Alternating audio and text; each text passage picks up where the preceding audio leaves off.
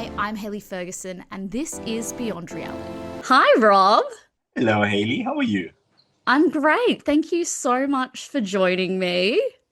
Big night last night. Yes, thanks for having me. You wouldn't know this, but usually when it comes to Australian Survivor, I'm actually a producer out on the beaches. So this is very different for me, being on this side of things.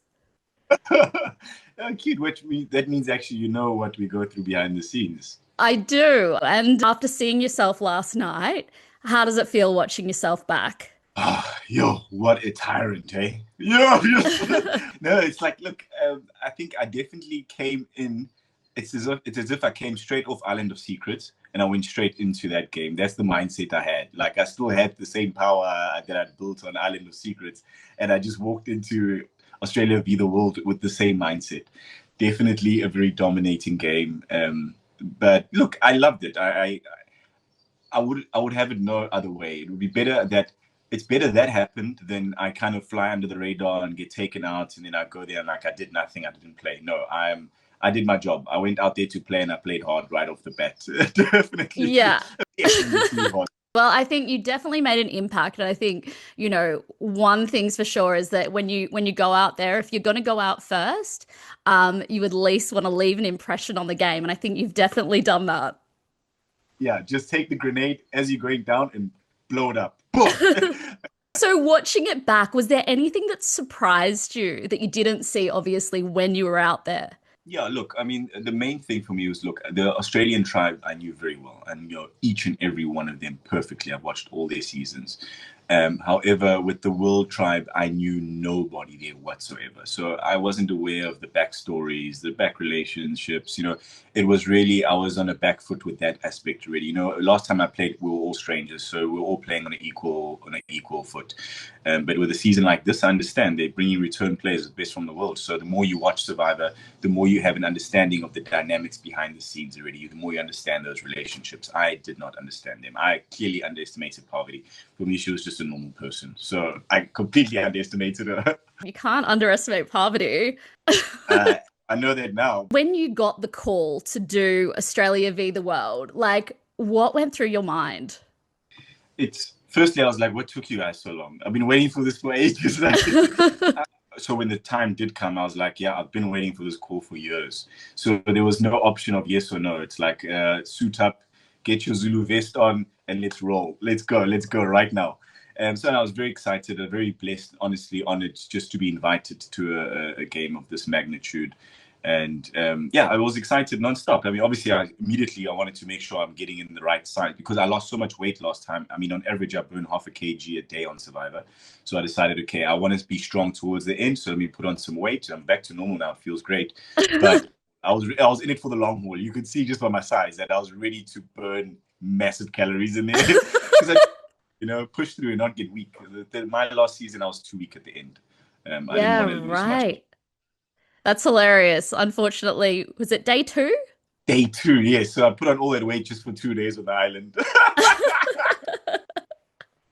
And all that time you spent bulking up in anticipation of the show, you didn't think maybe you should do a bit of research on some of these international players? Okay, so I do research and where do I begin? Must I watch 50 or 49 seasons of Survival America? Like, where to begin? There was no way for me to even know to figure out who would be there. I kind of predicted the Australian cast, but it was easy because I've been watching it anyway. But to try and go over 50 seasons of Survivor America, I would have never been able to begin with that. So I just thought, I'd leave it to chance. I don't really like the pre-gaming thing anyway. So you winged it. Yeah, you just winged it, yes, because there was no way. I didn't know who I was going to find. How would have I ever found Lisa? How would I have ever found Tommy or Kat? Nah, no way. There's no. With Australian Survivor, I mean, the comparison to Survivor South Africa, super fans will know that they're obviously both Survivor, but they're very different shows in the way they're produced. And, with Australian Survivor, we love our, big, bold music. It's very flashy. Survivor South Africa is very understated. What was it like seeing yourself in the context of an Australian Survivor edit and like that opener, for example? Okay, don't get me wrong. Survivor South Africa, with their season 6 and season 7, they went above and beyond. I mean, the production quality, I literally, when I first saw it, that's what inspired me to do it in the first place. Season Yeah. 6 looks so good. Yeah. But with this season, Australia went above and beyond themselves. I mean, really, it was like we're watching an actual movie. Really, see, you could go play that at Steer Kinnickle. People believe, yeah, this is a high production movie. That's how good it was. It was insane. I've never seen such good editing, and everything came together beautifully. The cast themselves are amazing, and the production quality is second to none. I would even say better than the Americans now. Seriously, it's crazy now. Yeah, and I guess seeing yourself, represented in that first episode, what was that like? Very proud, even the fact that the South African flag was around there, it really touched my heart. And there's no other franchise I would have wanted to do more than the Survive Australia, because Survive Australia is similar to Survive South Africa. It's brutally tough. I would even say tougher. Like the Survive Australia is physically challenging. Those challenges are insane. So Survive America, it's a bit toned down now, so it wouldn't have excited me as much as actually getting out there with those Aussies in the outback, and we rorting, we fighting for our lives out here. And that's exactly what I wanted. So they made me proud. It was perfect. I love that. Let's talk about your gameplay and what actually happened out there. So it was a pretty intense tribal council. At what point did you decide that you were going to throw Parvati under the bus and reveal the secret about Deal or No Deal Island? Yeah, look, again with Survivor, like I made a promise to her that I wouldn't bring that out, and I genuinely was not going to. I could have said it any time when they were all planning to take this one out. I was trying to keep that bullet for as long as humanly possible. I did not want to do it. You don't want to break your social capital so early in the game anyway. So I went into tribal council, feeling relatively safe. I wasn't worried at all. But that's where I first started getting the inklings that something's up. Siri was way too comfortable. Paul was way too comfortable. And I couldn't get a read on my own alliance as well. So that's the time when I realized, okay, fine. I have no choice now. I have to shoot this bullet.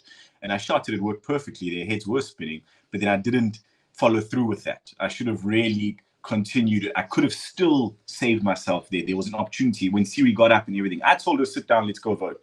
I could have really gotten it right. But I think I did say I underestimated Pav, but I also believe I overestimated my alliance's logical thinking as well. For me, the decision for the four of us to hold together was by far the most logical decision that I think any player would have gone with, being in my position. You keep those four together.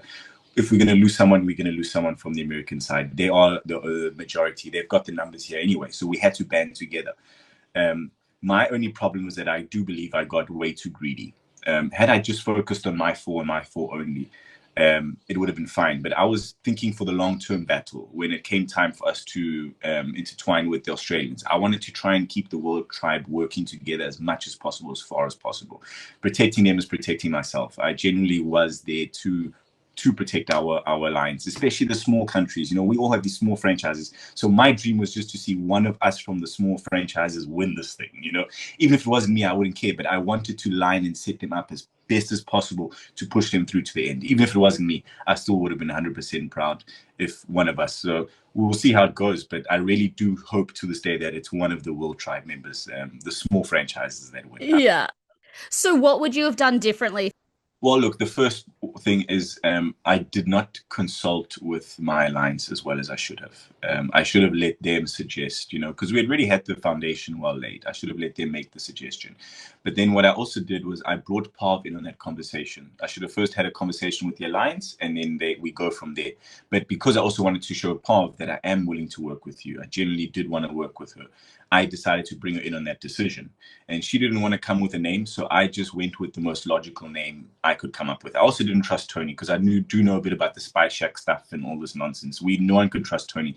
But at least for me, Tony was at least a physical asset. Those challenges, Siri was doing nothing. Lisa was doing nothing. So I did not want to get rid of Tony, but if Pav had at least just suggested a Tony, would have been perfect. But me, again, not knowing the depths of Siri and Pav's relationship, like an idiot, I blurt out Siri. Of course, now you've really lost Paul now. You're going to take out Siri. But for me, I was just going on logic, not on past relationships that these people have. For the best thing for the tribe would have been to take Siri out there. So overestimate my alliances logic because Lisa, I believe, was the weakest. Was the one that I was not closest to there. I had a good relationship with Tommy and I had an excellent relationship with Cass. Excellent.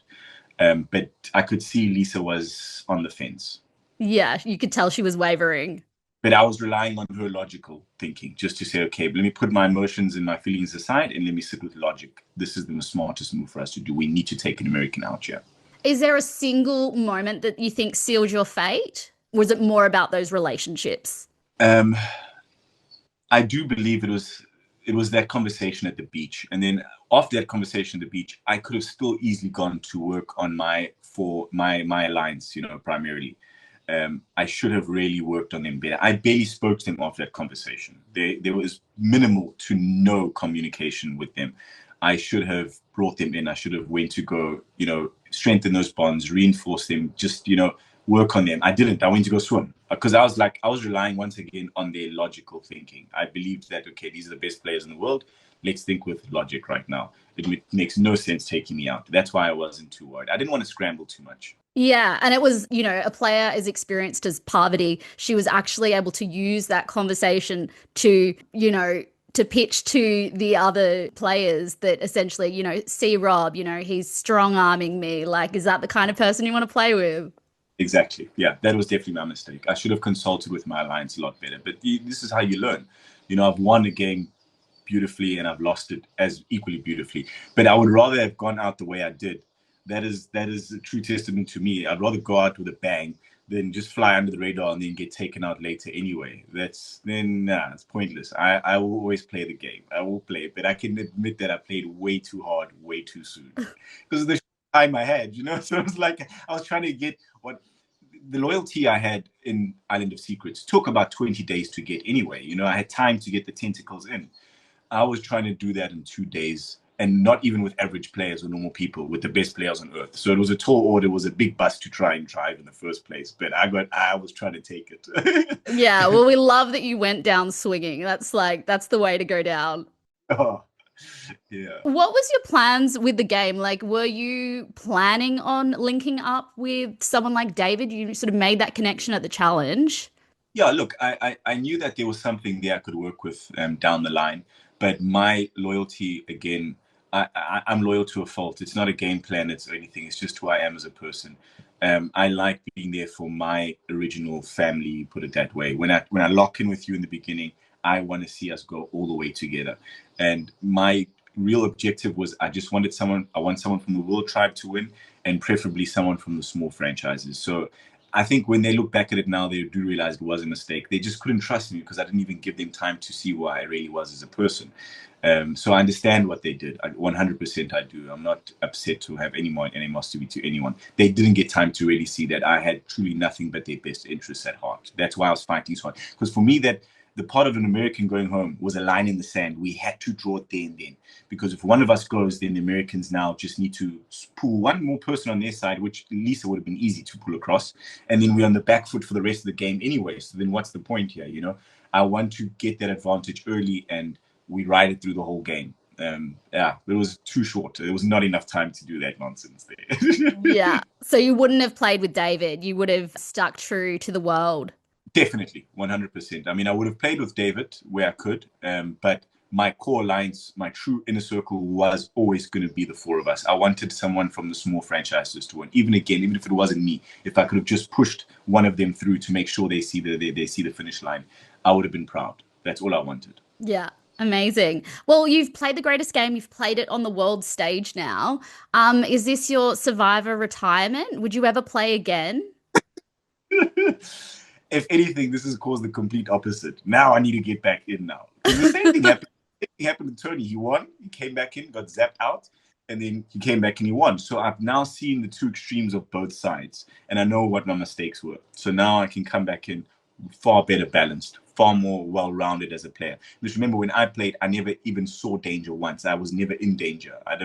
It was something I was unfamiliar with.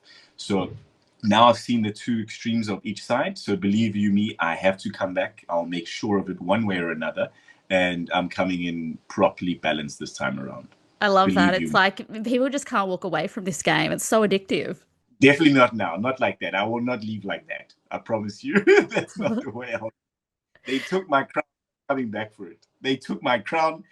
They can keep it warm, but I'm coming back for I love it. that. Before you go, do you mind if we get to some quick fire questions? Go. All right. Okay. Your imaginary time starts now. What is a better feeling, winning individual immunity or pulling off a blindside?